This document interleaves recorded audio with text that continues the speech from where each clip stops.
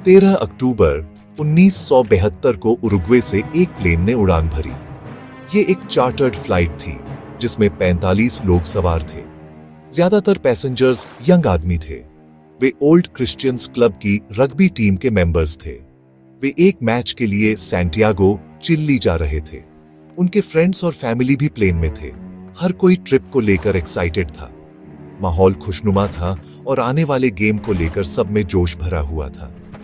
वे competition और दूसरी country में मिलने वाली दोस्ती का इंतजार कर रहे थे। ये जर्नी उनकी एथलेटिक एडवेंचर का एक सिंपल, एंजॉयबल पार्ट होने वाली थी। प्लेन एक फेयरचाइल्ड FH-227D था। इसे विशाल एंडीज पहाड़ों के ऊपर से उड़ना था। पहाड़ों में मौसम बहुत डेंजरस और अनप्रेडिक्टेबल हो सकता है। जैसे जैसे प्लेन एंडीज में और अंदर उड़ता गया, बादल घने और भारी होते गए। पायलट एक्सपीरियंस्ड थे, लेकिन कंडीशंस बहुत चैलेंजिंग थी। उन्होंने नीचे उतरना शुरू किया, ये सोचकर कि वे पहले ही सैंटियागो के करीब पहुंच चुके हैं। ये एक भयानक गलती थी। घने कोहरे और बर्फीली हवा ने उन्हें पूरी तरह से भटका दिया था, जिससे विशाल, बेरहम पहाड़ों पर उनकी एक्चुअल पोजीशन का गलत अंदाजा लग गया। अचानक प्लेन एक पहाड़ की चोटी से टकरा गया। इंपैक्ट भयानक और डरावना था। राइट विंग टूट गया और फिर लेफ्ट विंग भी टूट गया।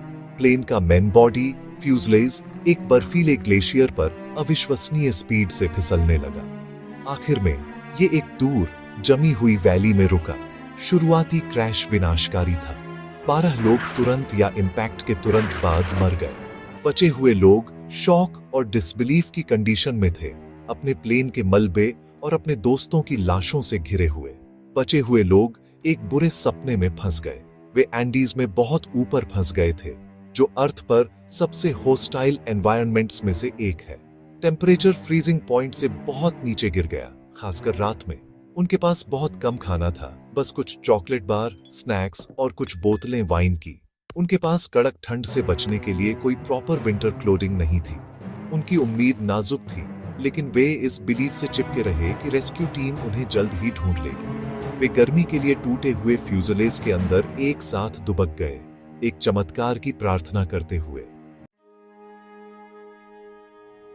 दिन हफ्तों में बदल गए और फिर एक और हफ्ता बीत गया। बचे हुए लोगों ने एक छोटा ट्रांजिस्टर रेडियो सुना जो उन्हें मलबे में मिला था। पहले न्यूज रिपोर्ट्स ने उन्हें उम्मीद दी। उन्होंने सुना कि सर्च पार्टीज उन्हें ढूंढ रही थीं, लेकिन एंडीज विशाल हैं और सफेद प्लेन बर्फ में लगभग इनविजिबल था। 8 लंबे दिनों के बाद उन्होंने सबसे भयानक खबर सुनी। सर्च रोक दी गई थी। दुनिया ने उन्हें मरा हुआ मान लिया था। ये खबर एक करारा झटका था, जिसने कई लोगों की उम्मीद की आखिरी किरण बुझा दी और उन्हें गहरे निराशा में धकेल दिया। उनका छोटा सा खाने का स्टॉक जल्दी खत्म हो गया। उन्होंने जो कुछ भी मिला, यहाँ तक कि एयरप्लेन की सीटों से कॉटन भी खाने की कोशिश की, लेकिन ये काफी नहीं था। भूखमरी शुरू हो गई और उनके शरीर हर बीतते दिन के साथ कमजोर होते गए। ठंड लगातार पड़ रही थी और हाई एल्टीट्यूड ने हर सांस को मुश्किल बना दिया था। वे धीरे धीरे मर रहे थे, एक एक करके। डेस्परेशन बहुत ज्यादा थी। वे जानते थे कि खाने के सोर्स के बिना उनमें से कोई भी इस मुश्किल से नहीं बचेगा। उनकी सिचुएशन की रियलिटी डरावनी और अटूट थी। ये डेस्परेशन के इस आखिरी मोमेंट में था कि उन्हें एक अनसोचा डिसीजन लेने पर मजबूर होना पड़ा। उनके लिए प्रोटीन का एकमात्र सोर्स उनके दोस्तों के बॉडीज थे जो क्रैश में मर गए थे। ये आइडिया डरावना था और उनमें से कई ने पहले इसका विरोध किया। ये हर उस चीज के खिलाफ था जो उन्हें कभी सिखाई गई थी। उनके सबसे गहरे नैतिक और धार्मिक विश्वासों के खिलाफ था। उन्होंने बहस की और रोए, भयानक चॉइस से जूझते रहे। ये एक ऐसा डिसीजन था जिसका सामना किसी भी इंसान को कभी नहीं करना चाहिए। उनकी जीने की इच्छा का एक सच्चा टेस्ट था। आखिरकार वे जानते थे कि ये उनका एकमात्र चांस था। उन्होंने एक पैक्ट किया, ये एग्री करते हुए कि अगर उन्हें बचना है तो उन्हें कैनिबलिज्म का सहारा लेना होगा। उन्होंने तर्क दिया कि उनके दोस्त चाहते होंगे कि वे जीवित रहें। उन्होंने ये भी एग्री किया कि अगर उनमें से कोई मर जाता है तो दूसरे उनके बॉडीज का इस्तेमाल सरवाइव करने के लिए कर सकते हैं। इस गंभीर वादे ने उन्हें अपनी लड़ाई में एक साथ बांध दिया। ये एक दिल दहला देने वाला लेकिन जरूरी कदम था। ये डिसीजन सर्वाइवल की सबसे गहरी इंस्टिंक्ट से पैदा हुआ। उन्हें हमेशा सताएगा, लेकिन वही चीज होगी जिसने उन्हें जीवित रखा। जमी हुई जंगल में लाइफ एक कांस्टेंट बैटल थी। सर्वाइवर्स को न केवल भूखमरी और एक्सट्रीम ठंड का सामना करना पड़ा, बल्कि दूसरे खतरों का भी। एक रात जब वे अंदर सो रहे थे, एक शक्तिशाली हिमस्खलन ने फ्यूजलेज को बर्फ में दबा दिया। उस डरावनी घटना में 8 और लोग मारे गए, बर्फ के वजन के नीचे फंस गए। बचे हुए लोगों को खुद ही खोदकर बाहर निकलना पड़ा, एक तेजी से और थकाने वाला प्रयास। ये घटना एक क्रूर याद दिला रही थी कि पहाड़ उन्हें एक्टिवली मारने की कोशिश कर रहे थे।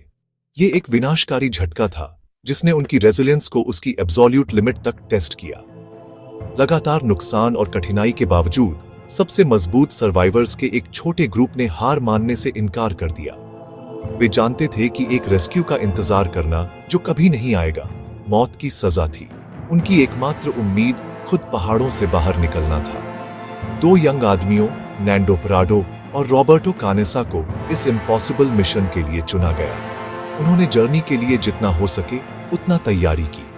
उन्होंने प्लेन के इंसुलेशन से एक स्लीपिंग बैग बनाया और अपनी लंबी ट्रैक पर खाने के लिए फ्रोजन मीट का एक छोटा सा स्टॉक अपने साथ ले गए। जर्नी अविश्वसनीय रूप से मुश्किल थी।